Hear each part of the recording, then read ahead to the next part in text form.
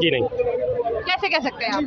जनता सारी पहचान गई है, जनता जान गई है मुद्दे क्या हैं, प्रेफरेंस किस मुद्दों को दी जा रही है। मुद्दा देश में मणिपुर का है, मुद्दा देश में आसाम में बाढ़ का है, मुद्दा देश में 125 या हाथरस में जो लोग मरे हैं, भगदड़ में मची हैं। मुद्दा ये है कि पूरी जगन्नाथ नहीं आएगा। हाँ, मुद्दा बंगाल का नहीं आएगा, ऐसा मुद्दा बंगाल की बातें नहीं होगी। जहाँ जहाँ कांग्रेस की सरकार है केरल की मुद्दा नहीं आएगा, जहाँ बीजेपी की सरकार होगी वही मुद्दा होगा। देखिए और जो राज्यों में अन्य राज्यों में आप बताइए क्या मुद्दा है, आप बताइए ना। इतने हिंदू भाइयों के साथ कितने कत्लेआम हुए हैं बंगाल में, केरला में। हाँ कत्लेआम, हाँ बिल्कुल हुए। कत्लेआम पता कब हुआ था? जब यहाँ पे नादिर शाह ने आक्रमण करा था, उसे कहते हैं कत्लेआम। कत्लेआम जब यहाँ पे 30,000 लोगों को मारा गया था, उसे कहते हैं कत्लेआम। 2002 में हुआ था, 2002 में कत्लेआम उसे कहते हैं, कत्लेआम। जम्मू कश्मीर में हुआ था, तब कहाँ गए थे आप लोग? आप ही बता देते किसकी गलती थी, किसी गलती बताओ, आप बताओ किसी गलती, आप हमें बताओ ना, बताओ। एक मिनट भाई साहब चुप रहना। किसकी गलती थी? कांग्रेस की गलती, जिसमें किसी उसमें पंडितों की गलती थी। नहीं, उसमें सरकार किसकी थी? बीजेपी की, कांग्रेस की थी, कांग्रेस की थी। अब ये देखो, पहले 9 अक्टूबर 1990 को वहाँ से मस्जिदों से ऐलान करा गया था, हिंदुओं छोड़ दो, घाटी छोड़ दो वरना तुम्हें मार दिया जाएगा। और 9 अक्टूबर 1990 में सरकार किसकी थी? वीपी सिंह की। किसके समर्थन से चल रही थी? 78 बीजेपी के सांसदों से। राज्यपाल किसका था? जगमोहन, बीजेपी का राज्यपाल था वहाँ पे। सरकार कांग्रेस की नहीं थी 1990 में, वीपी सिंह थे। सुन लीजिए, सुन लीजिए, आगे भी बताते हैं। पहले एक बात तो पूरी हो जाने दो। अरे एक बात तो पूरी हो जाने दो। एक बात तो पूरी हो जाने दो। क्यों 78 सांसदों के समर्थन से वो वीपी सिंह की सरकार चल रही थी, क्यों बीजेपी ने समर्थन वापस नहीं लिया? अगर ये चीज गलत थी तो, अगर कश्मीरी के पंडितों के साथ गलत हुआ था तो सरकार से समर्थन बीजेपी ने वापस क्यों नहीं लिया? अगर यहाँ बात पंडितों की हो रही है तो यहाँ पे मैं एक बात कहना चाहूंगी, पहले मेरी बात। और दूसरी बात, कश्मीर की भाई साहब बात उठा रहे हैं। पिछले 10 सालों से तो मोदी गवर्नमेंट है, क्या करा कश्मीरियों ने? कितने कश्मीरी विस्थापित हो जिनको वहाँ पे जाके आपने जगह दी या वापिस उनका पुनर्स्थापन करा? कितने लोगों को घर दिया? एक वो विवेक अग्निहोत्री आया, उसने आके कश्मीर फाइल बना दी, 400 करोड़ रुपए कमाए, जेब में डाले, चलता बना। 4 रुपए अब तक उस बंदे ने डोनेट नहीं करे कश्मीरियों के लिए। ये कश्मीर की बात करते हैं, अब आप बोलिए। नहीं, यहाँ पे ये बताऊं, इनकी गलती नहीं है। हमारे प्रधानमंत्री जी उस गाड़ी में घूमते हैं जिसमें बम मारो, गोली मारो, उस गाड़ी के अंदर नहीं घुसेगा। ऐसे ये भक्त हैं, ऐसे चश्मा लगा रखे, इनके अंदर कितनी भी ज्ञान की बात डालोगे, इनके अंदर ज्ञान की बात जाएगी नहीं। मेरा सवाल ये था कि सदन में जब आपने देखा है कि जब सदन में सदस्यता ग्रहण की गई तो सबने अपने अपने नारे लगाए थे, सबने कहा, किसी ने जय संविधान कहा, किसी ने बहुत सारी चीजें थी। वहाँ पे असदुद्दीन ओवैसी ने कहा कि मैं फिलिस्तीन जिंदा, जय फिलिस्तीन। तो इस पर ऐसा क्यों वो हुआ? जैसे कि ये बात कर रहे हैं कि कलकत्ता की बात नहीं होगी, तो यहाँ पे ओवैसी की बात क्यों नहीं होगी कि उनके बंगले पर हमला हुआ, उनके बंगले पर ताली ठोकी गई और कहा गया अगर हिंदू राष्ट्र में रहना है तो हिंदुस्तान को जिंदाबाद कहना पड़ेगा। बिल्कुल जी, हिंदुस्तान को जिंदाबाद कहना चाहिए और हिंदुस्तान जिंदाबाद था, है, रहेगा हमेशा के लिए। अब रही बात जय फिलिस्तीन, हाँ जय फिलिस्तीन कहने से राजद्रोह, देशद्रोह कैसे हुआ? वही मैं कह रहा हूँ ना, वही मेरी बात कर रही थी। मैंने कहा जय फिलिस्तीन कहने की बात अगर करती है तो सबसे पहले भारत सरकार ये रुख स्पष्ट करे कि फिलिस्तीन हमारा मित्र देश है या शत्रु देश है। उसने क्लियर नहीं करा आज तक कि मित्र है शत्रु है। अभी तक की जो हालात सामने आते हैं उसके हिसाब से फिलिस्तीन को मित्र माना जाता है। अभी थोड़े दिन पहले भी उन्होंने 200 करोड़ रुपए की इमदाद भेजी थी, दवाइयाँ भेजी थी, अन्न भेजा था और फर्स्ट एड मेडिकल किट वगैरह भेजी थी, कपड़े लत्ते भेजे थे हमारी भारत सरकार ने। तो क्यों भेज रहे हो? अगर वो दुश्मन राष्ट्र है तो उसको मत भेजो, और अगर दुश्मन राष्ट्र है तो संसद में आके बोलो फिलिस्तीन दुश्मन राष्ट्र है, हम भी कहेंगे फिलिस्तीन मुर्दाबाद। आप क्लियर करो, पहले तो आप अपना स्टैंड क्लियर करो। सरकार क्या कहती है? उसे मित्र राष्ट्र मानती है, दुश्मन राष्ट्र मानती है, सीधी सी बात है। और जितना उसका कहना गलत है, अगर संसदीय परंपरा के हिसाब से जय फिलिस्तीन कहना गलत है तो उतना ही हमारे वो छत्रपाल सिंह गंगवार जो है बरेली से सांसद है, उनका भी जय हिंदू राष्ट्र कहना गलत है। गलती ठहराओ दोनों की ठहराओ, गलती मत ठहराओ तो दोनों की मत ठहराओ। एक नजर से देखो, इजराइल का नाम क्यों लेते हैं? मैंने आपसे बोला ना कि दूसरे देश का नाम, इजराइल जिंदाबाद का नारा क्यों लगाते हैं ये लोग? इजराइल कौन है इनका? मैडम जी, मैं ये कहता हूँ अगर उन्होंने गलती की फिलिस्तीन का नारा लगाने के लिए तो गृह मंत्री, रक्षा मंत्री, प्रधानमंत्री और ओम बिरला जी उन्होंने किसने ऑब्जेक्शन किया इस बात के लिए बताइए ना? किसी ने अगर ऑब्जेक्शन किया हो तो हम भी बोलेंगे। जब तुम्हारे बनाए हुए नेता, प्रधानमंत्री, मुख्यमंत्री नहीं बोल रहे हैं, तुम्हें को मिर्ची लग रही है? हम तो जनता है, हमारी आवाज वहां तक जाने के भी नहीं है।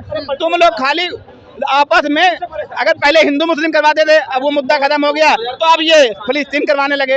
हमारे देश में प्रधानमंत्री है ना, रक्षा मंत्री, उन्होंने प्रधानमंत्री को अपने तुरंत इस्तीफा दे देना चाहिए था, बोलना चाहिए था पार्लियामेंट के अंदर कि हमारे देश में ऐसा गलत हुआ है और मैं प्रधानमंत्री पद से इस्तीफा देता हूँ।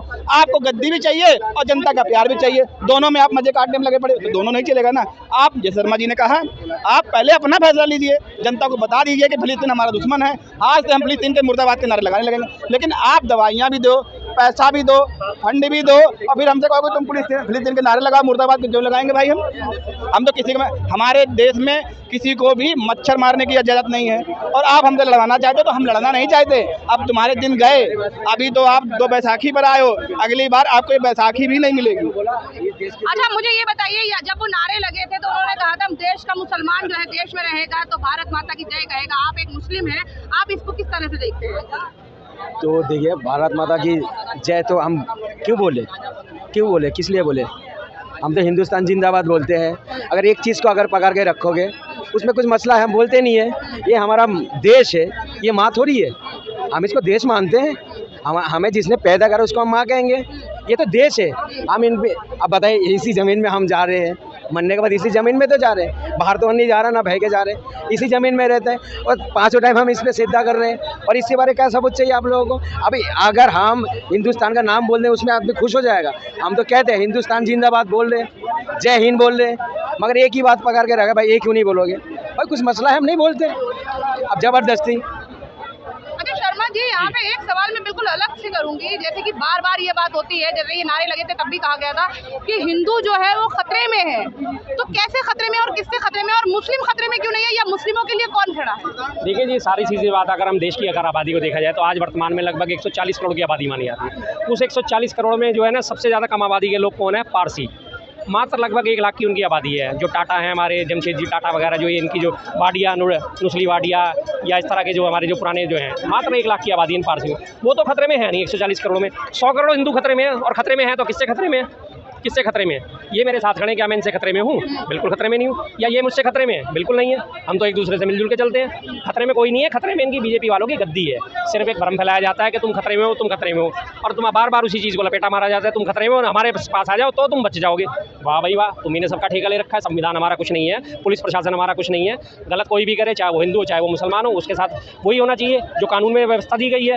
चाहे वो हिंदू हो चाहे वो मुसलमान हो, कोई भी किसी भी धर्म का, जाति का, मजहब का हो, अगर वो गलत करता है तो कानून के अनुसार उस पर कार्रवाई करनी चाहिए। तो कार्रवाई करने की जिम्मेदारी किसकी होती है? सरकार की होती है ना। सरकार कड़ी कार्रवाई करे, हमें कोई आपत्ति नहीं, कोई खतरे में नहीं है। सिर्फ कहने की बात है, खतरे में इनकी कुर्सी है, जैसे कि भाई गई है। अयोध्या में हारे, फैजाबाद हार गए लोकसभा सीट, हारते ही सबसे पहले उन्होंने सबको गरियाना शुरू कर दिया, तुम दोगले हिंदू हो, तुम हिंदू नहीं हो, तुम हिंदू नहीं। वही हिंदू थे। एक स्टैंड ये है कि प्रधानमंत्री मोदी ने थोड़ी कहा कि अयोध्या के हिंदू गलत है, वो तो हिंदू ही हिंदू को बोल रहे हैं, उन्होंने ऐसे बोला। प्रधानमंत्री मोदी जी ने नहीं कहा, मान लिया चलो, हम कहते हैं मोदी जी ने। मोदी जी कहते क्या है, तो मोदी जी ने खंडन भी क्यों नहीं करा कि भाई तुम इनको गलत मत बोलो? आप अभिभावक हो, आपके नीचे पार्टी के सारे लोग हैं, अगर वो गलत बोल रहे हैं, आपके कार्यकर्ता गलत बोल रहे हैं, तो आप एक संदेश उन्हें दे सकते हो ना कि नहीं ऐसा मत बोलो, गलत बात नहीं बोलनी चाहिए। पूरे विपक्ष में, सारे के सारे विपक्ष में देख लो, चाहे वो जीते या वो हारे, किसी के मुँह से आपने कोई अनर्गल बात सुनी? राहुल गांधी पिछली बार रायबरेली से हार गए थे, अमेठी से, रायबरेली नहीं अमेठी से हार गए थे। उन्होंने क्या अमेठी की जनता को गलत बोला? बिल्कुल नहीं बोला। उन्होंने कहा जनादेश हमें स्वीकार है, सीधी सी बात है। और अभी भी इस बार भी जहाँ पे भी विपक्ष हारा है, क्या उन्होंने वहाँ के लोगों को गलत ठहराया? दिल्ली में 7 सीट बीजेपी को गई, तो क्या हमने दिल्ली को गलत ठहराया? कांग्रेस ने, आम आदमी पार्टी ने गठबंधन के साथ लड़े थे, गलत ठहराया दिल्ली वासियों को? बिल्कुल नहीं। जैसा काम पहला चल रहा था वैसे ही अब चल रहा है, कोई दिक्कत नहीं। ठीक है जी, जनता का मत है, आज आपको पसंद करिए, कल को आपको नहीं पसंद करेगी। यही जनता 15 साल तक शीला दीक्षित जी को मुख्यमंत्री बनाए रखा था, कितने सुधार करे शीला दीक्षित ने? यही जनता थी, एक बार में पलटी मार गई। जो आज हमारे को 24 घंटे बिजली मिलती है, ये शीला दीक्षित जी की देन है, जो उन्होंने जब उसका डिस्ट्रीब्यूशन प्राइवेटाइजेशन करा था, बड़े इसके विरोध के सवाल उठे थे, नहीं ये तो प्राइवेट हो गया, बिजली बेच दी जा रही है, बिजली घर बेच दिए जाएंगे, ट्रांसफार्मर बेच दिए जाएंगे। उन्हें पता था कि ये बिजली चोरी और ये सब काम इसी तरह से रुकेंगे। आज दिल्ली को 24 घंटे बिजली मिलती है, जिसपे केजरीवाल जी कॉलर खड़े करते हैं। ये सब उनका क्या धरा है? दिल्ली में इतने फ्लाईओवर जो बने हैं, सब शीला दीक्षित जी के टाइम में बने गए हैं। तो इसलिए किसी बात को गलत ठहराना गलत है, लेकिन जनता है, जनता अपना मन बदल लेती है, जो उसे अच्छा लगता है उसको चुन लेती है। अभी कल ही मैं किसी से बात कर रही थी, तो उन्होंने एक बात कही थी जो मैं आपसे समक्ष रखूंगी।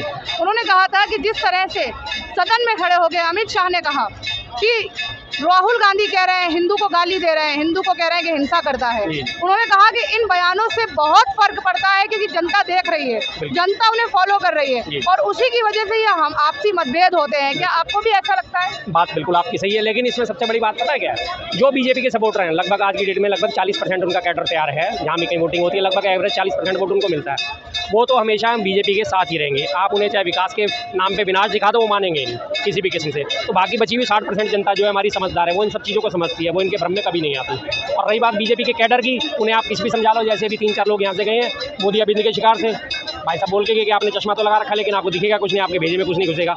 अभी तक रो रहे हैं 90 में कांग्रेस की सरकार थी, उन्हें जब पता ही नहीं है, तो ऐसे लोगों तो सिर मारना ही बेकार है।